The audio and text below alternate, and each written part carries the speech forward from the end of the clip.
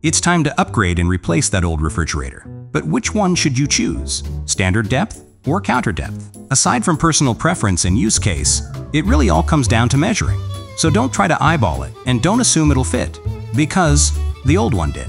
Let's talk about the options. The standard depth refrigerator is a spacious workhorse that can hold a large haul but might stick out like a sore thumb. The counter depth refrigerator is sleek and designed to blend seamlessly with your cabinets, offering that coveted built-in look. Next to each other, you can see the difference up close. But before making that big purchase decision, first we must grab the measuring tape. Measure the spot where the fridge will live. Get the width. Measure at the top, middle, and bottom, just in case your walls aren't perfectly straight. Get the height from the floor to the lowest point of any cabinets above, if you have them.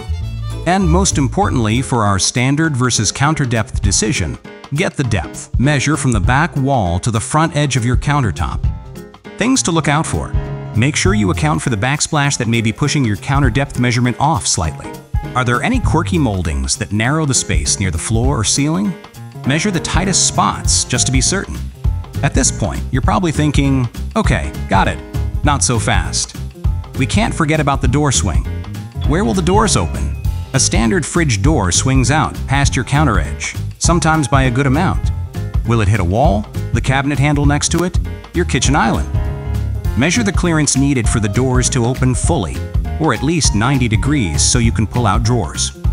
Remember, the handles add to the overall depth, and they might be the first point of collision.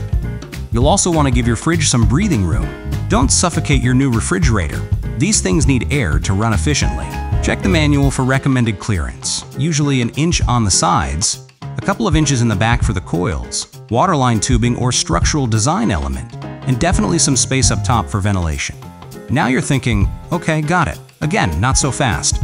We have another thing to consider. You must measure the install location's pathway, which includes hallways, corridors, and door entries for proper clearance. If a door entry is too narrow, be prepared to remove the door.